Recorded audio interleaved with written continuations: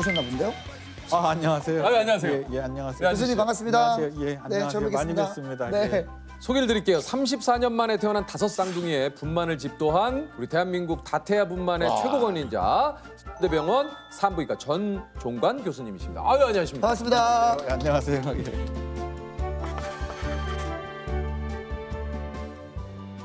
소개를 좀 해주시죠, 교수님. 저요.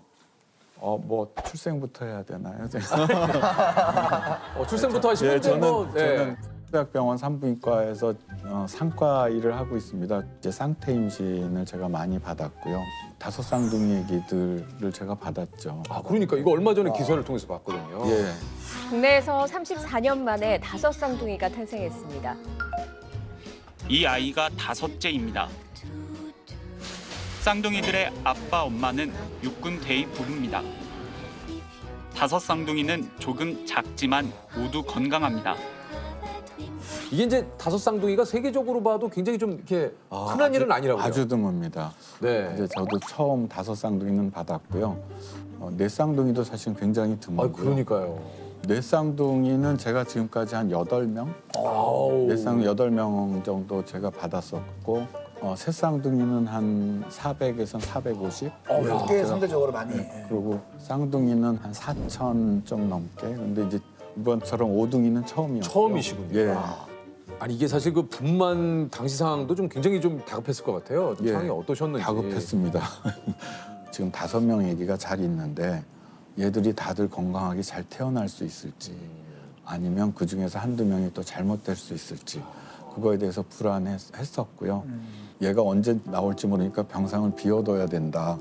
그래서 이제 중환자실은 비워두기 시작하고 있었습니다. 그러시군요. 이게 이제 병원의 의료진이 다 총출동을 하셨다고 얘기 들었어요. 5명이면 5, 4, 20해서 일단 20명이고요.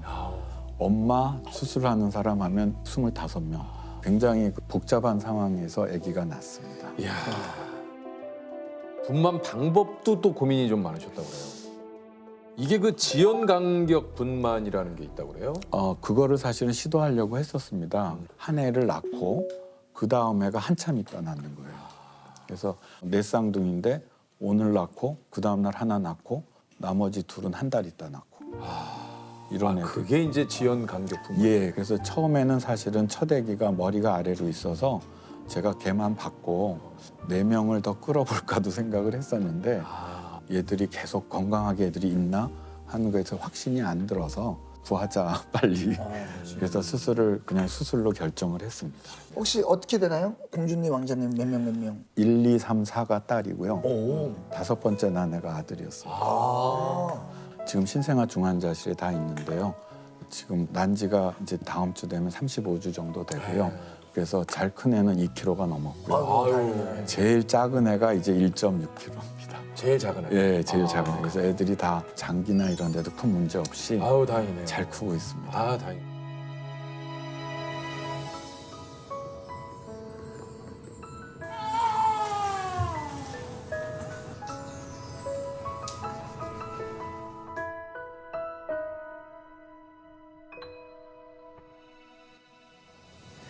아이고 떴어. 아이고. 아빠. 아빠? 거침없이 말아버리네. 오. 아빠 손을 안 놓네.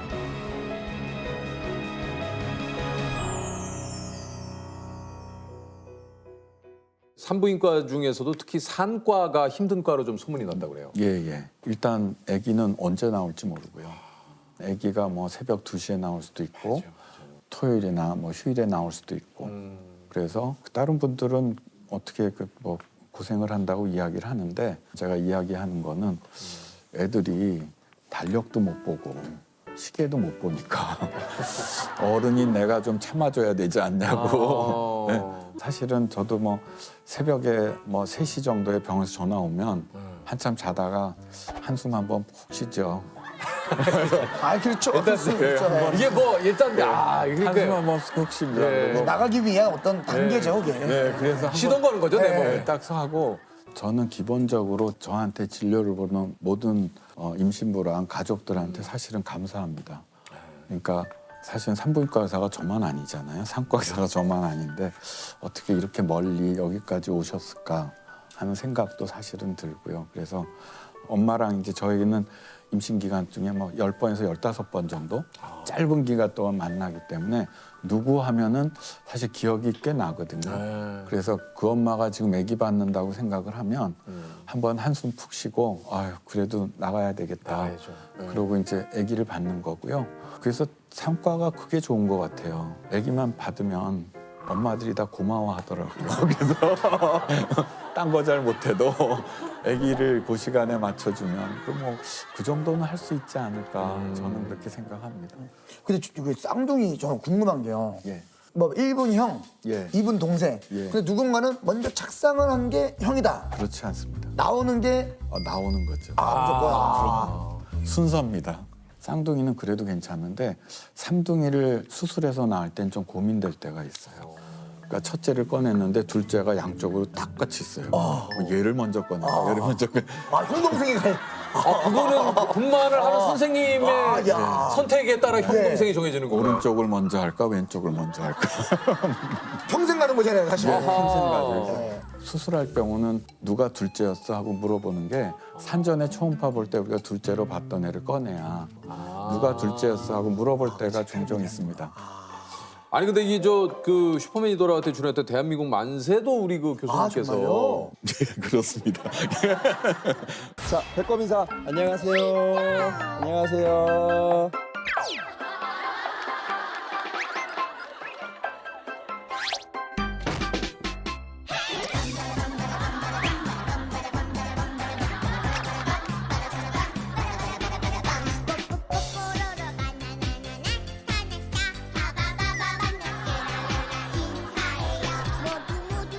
이게 근데 최근에 근황이 공개됐는데 벌써 10살이 됐어요 우리 삼둥이가. 예, 예.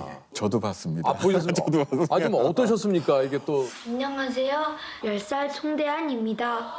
안녕하세요. 10살 송민국입니다. 안녕하세요.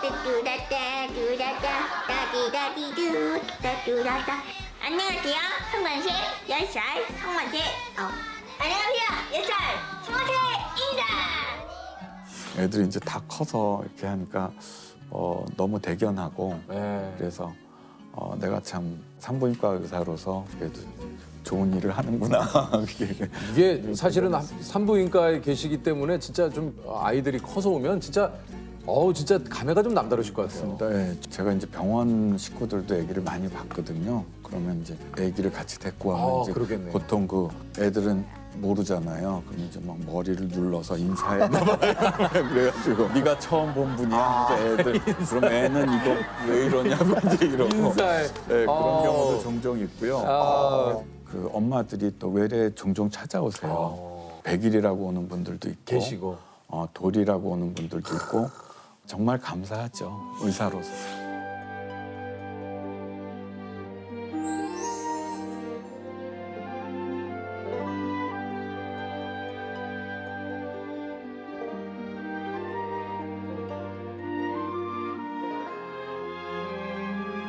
산모분들 사이에서 교수님이 이게 좀 굉장히 유명하시다고 그래요. 그래서 다태아 출산 관련 카페에서 일면 갓종관. 예. 확실히 좀. 전느림으로. 예.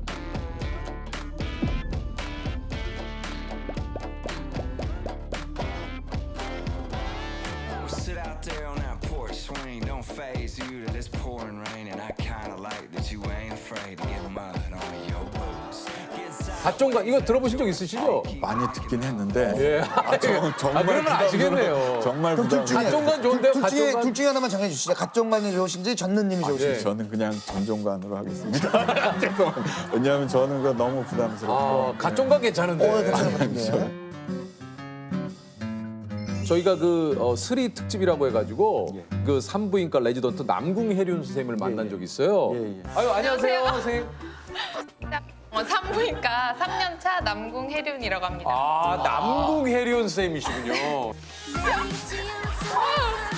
잘한다. 역시 이게.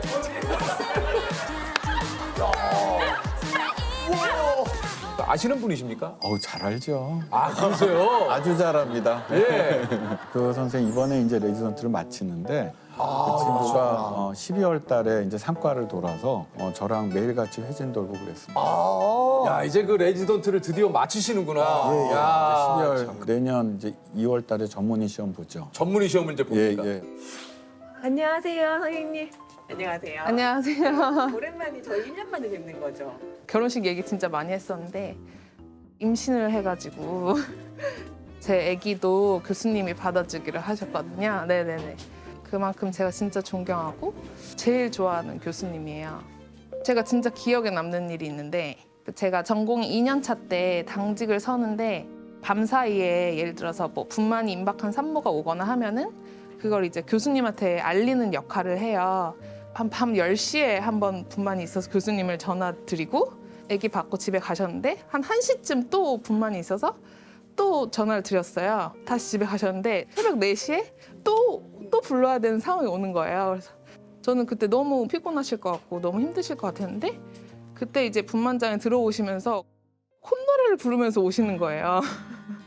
그런 면이 되게 멋있고 환자를 진짜 엄청 사랑하시는 분이세요.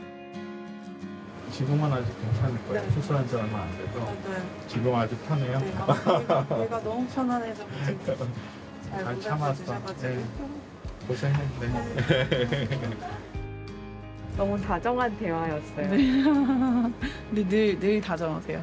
엄청 대기 환자 많은데도 뭐 여쭤보거나 질문하는 거에 한 번도 성의 없게 안 하시고 그래서 너무 좋았어요. 멀리서 오지만.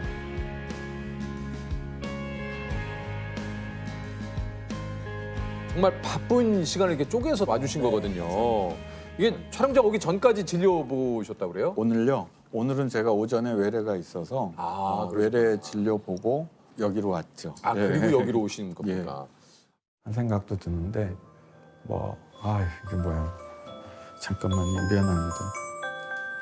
여보세요? 왜? 지금 한 8cm 정도 열렸대요. 자궁 입구가. 이거 끝나자마자 바로 가야 되겠어요.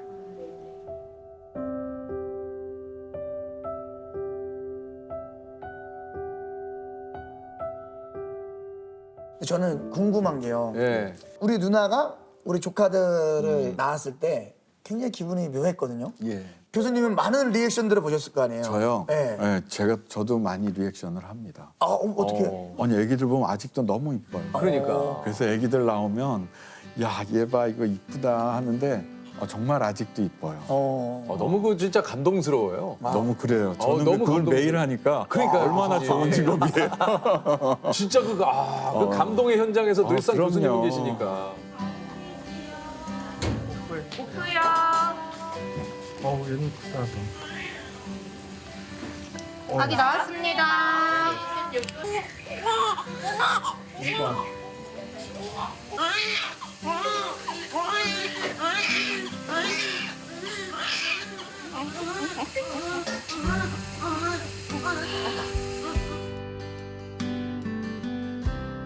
이 이제 다태아 출산은 이제 아무래도 여러 가지 또 위험률이 좀 높다 보니까 그렇습니다. 교수님께서 이제 끊임없이 관련 연구를 또 하신다 그래요. 그래서 일란성 쌍둥이를 위해서 국내 최초로 치료법을 도입을 하셨다는 게 뭡니까? 그거는요. 태아 수혈 증후군이라 그래서 한 애기는 양수가 많아지고 한 애는 양수가 거의 없어지는 이런 병이 있습니다. 그래서 그게 외국에서는 2004년, 5년 되면서 레이저 소작술로 해서 치료법이 확립이 됐었는데 우리나라에서는 그걸 못하고 있었어요. 그래서 저는 나름 쌍둥이를 많이 보는 의사가 이거를 해야 되지 않을까 시작을 해서 찾아보니까 일본에서 많이 하는 센터가 있어서 환자가 생겨서 언제 한다 그러면 그날 맞춰서 가야 되는 거예요. 맞춰서 간 거예요. 돌아온 다음에 한 열흘쯤 지나서 환자가 와서 시술하자마자 한 2시간 있다 초음파를 봤더니 어떻게 됐어요? 양수가 작은 애가 원래 방광이 안 보이거든요. 근데 2시간 있다 방광이 보이는 거예요.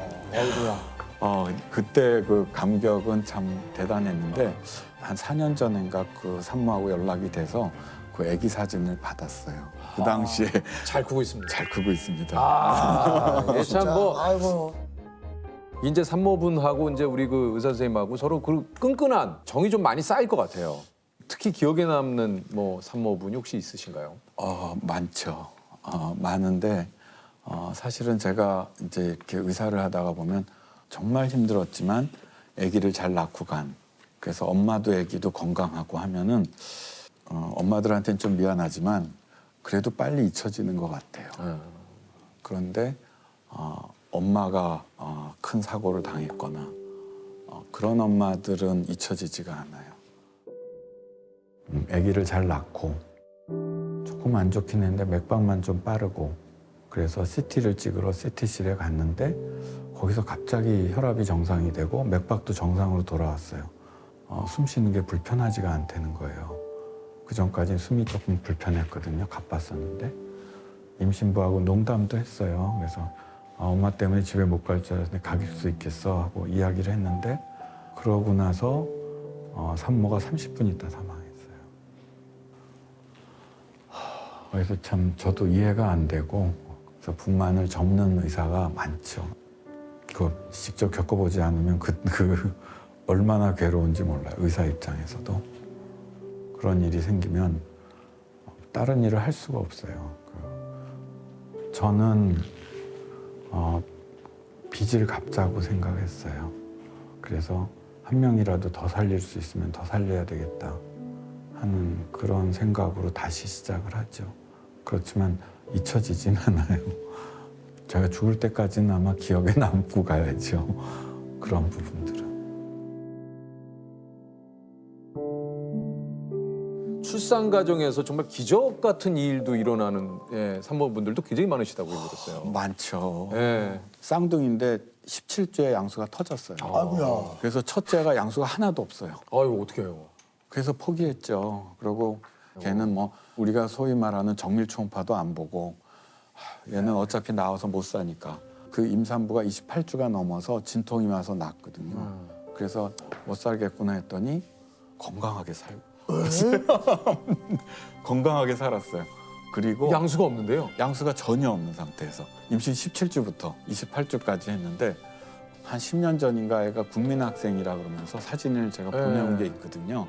생일 케이크 앞에서 아들, 딸인데 이렇게 앉아있는 모습을 보고 우리가 산부인과 의사면은 생명이라면 포기하지 않아야 되겠구나 하고 저희가 그 다음부터 그런 애들은 양수가 아무리 일찍 터졌더라도 어떤 애기라도 포기하지 말자.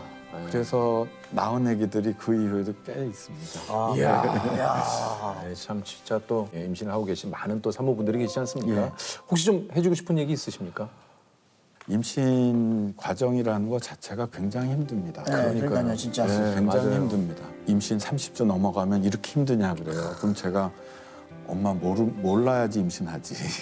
알고는 못하는 게 임신이라고 그렇게 이야기를 합니다. 배가 수시로 뭉치고 딱딱해지고 빠질 것 같고 또 몸은 왜 이렇게 가려운 건지. 맞아요. 이제 임신한 여성이죠. 여성을 볼 때 많은 사람들이 산모를 보지 않고 아기를 봐요.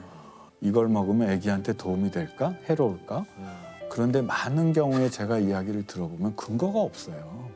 그러니까 대표적인 것 중에서 하나가 뭐 안정이에요. 그래서 아무것도 하지 말라 그래요. 제가 보면 제일 안 좋은 게 딱 그거예요. 그래요. 단태하거나 쌍태하거나 삼태하거나 사태하거나 안정 빼고 다 해도 된다 그러거든요. 그러니까 근데 오히려 그 좀 안정을 하라는 게 이제 보통 제 생각에도 좀 이렇게 편안한 곳에서 이렇게 좀 있어야 되지 않을까. 그게 독이에요. 산모들이 많이 이야기하는 오해 중에서 하나가 안정기라는 게 있어요. 그러니까요. 뭐 임신 12주까지 안정기라고 그러는데 뱃속에서 잘못되는 전체를 보면 임신 12주까지 잘못된 애들이 80%예요. 12주부터 40주까지 잘못된 애들이 20%예요. 그러니까 12주까지 유산되는 애들이 많은 건 맞아요. 그렇지만 유산되래가 유산되는 거예요. 그러니까 엄마가 누워있더라도 유산되래는 되고 정말 매일같이 돌아다녀도 유산 안 되래는 안 되는 거예요. 그렇기 때문에 있는 거기 때문에. 유산이 많이 되는 거는 맞지만 그 시기를 안정해야 되는 시기는 아닌 거예요. 안정을 하면 나쁜 게 첫째, 몸이 나빠져요. 한 2주만 안정을 하면 근육이 빠져요. 그래서 말랑말랑해져요. 근데 임신부들은 원래 혈전증의 위험이 높아요. 그런데 안정을 하면 혈전증의 위험이 높아져요. 그다음에 셋째, 삶의 질이 너무 떨어져요. 아니 임신부의 삶의 질을 왜 관심을 안 갖는 거예요? 임신부는 임신을 했기 때문에 누워 있어야 된다. 누워 있다고 조산이나 유산에 아무런 도움이 되지 않아요. 그럼 누구를 위해서 안정을 하는 거죠? 사모분들께 또 태교를 권하지 않는다고 그러세요? 근거가 없습니다. 그러니까 태교를 했을 때 정말 애들이 좋아지는지 그것에 대한 구체적인 증거가 없습니다. 그러니까 막연한 이야기죠. 또 하나 중요한 이유가 하나 뭡니까? 있는데 일하는 여성들, 태교를 할 시간이 없는 여성들 그런 여성들은 죄책감까지 갖게 돼요. 그 다음에 더 큰 문제는 아기가에서 이상이 생겼을 때 임신부가 태교를 못해서 생긴 거 아니냐 이런 식의 이야기를 할 수 있다는 거죠. 그게 아무런 과학적 근거가 없는 상태에서 엄마는 자기 일을 잘하면 그거로서 충분합니다. 엄마가 가정주부로서 그 일을 아니면 그 직장을 아기를 다니신다면 키우고 직장에 어떤- 다니시면서 그렇죠. 그러니까 예? 얘기하시는 가점관 얘기하는 거예요. 가점관. 아니 오늘 주제가 명의입니다. 네네. 교수님이 생각하는 명의란 혹시 뭐라고? 명의는 의학이라는 거는 계속 변합니다.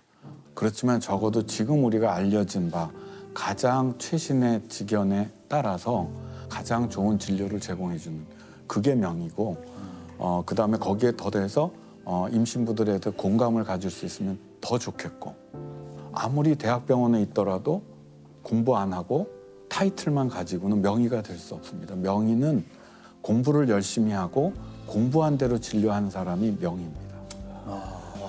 그럼 명의 맞으시죠? 저요?